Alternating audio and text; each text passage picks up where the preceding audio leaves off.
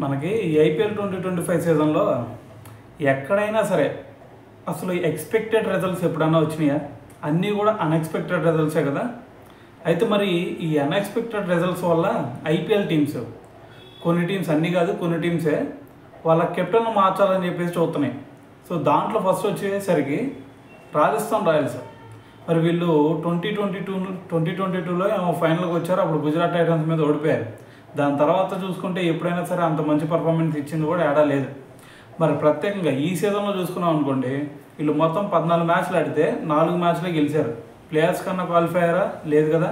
అందుకని చెప్పేసి వీళ్ళ కెప్టెన్ అయిన సంజు శాంసన్ని, సో అతను అంతకుముందు 2021 నుంచి రాజస్థాన్ రాయల్స్గా కెప్టెన్గా చేస్తున్నాడు.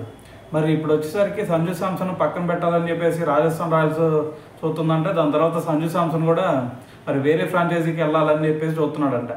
అందుకని మరి నెక్స్ట్ 2026 ఐపీఎల్ సీజన్లో వాళ్ళ కెప్టెన్ని మార్చబోతున్నారు అని చెప్పేసి మనకు ఒక అప్డేట్ వచ్చిందనమాట. సో ఇది పక్కన పెట్టేస్తే ఇంకో టీము, ఇది లాస్ట్ ఇయర్ ట్రోఫీ కొట్టిన కేకేఆర్. సో మరి శ్రేయస్ అయ్యర్ని లాస్ట్ ఇయర్ ట్రోఫీ కొట్టించినా సరే వాళ్ళు వదిలేసుకున్నారు. సో మరి పంజాబ్ కింగ్స్కి వెళ్ళాడు, పంజాబ్ని ఫైనల్ వరకు తీసుకొచ్చాడు. అది పక్కన పెడితే మరి అతని ప్లేస్లో అజింక్య రహాన్ని కొనుగోలు చేసి అతన్ని కెప్టెన్గా చేశారు. అతను ఏమన్నా సరే మంచి రిజల్ట్స్ ఇచ్చాడా అంటే చూశారు కదా రిజల్ట్ ఎలాగుందనేది. సో కేవలం 5 మ్యాచ్లు మాత్రమే గెలిచారు వాళ్ళు ఈ సీజన్లో, 14 మ్యాచ్లు ఆడి. సో మరి ప్లే ఆఫ్స్కి కూడా కనీసం క్వాలిఫై అవ్వలేదు ట్రోఫీ కొట్టిన టీం. సో అందుకని చెప్పేసి వాళ్ళు కూడా మరి కొత్త కెప్టెన్ని రేపు మినీ యాక్షన్లో నెక్స్ట్ ఇయర్ జరిగింది కదా మినీ యాక్షన్, సో దాంట్లో కొత్త కెప్టెన్ని తీసుకోవాలని చెప్పేసి చూస్తున్నారంట.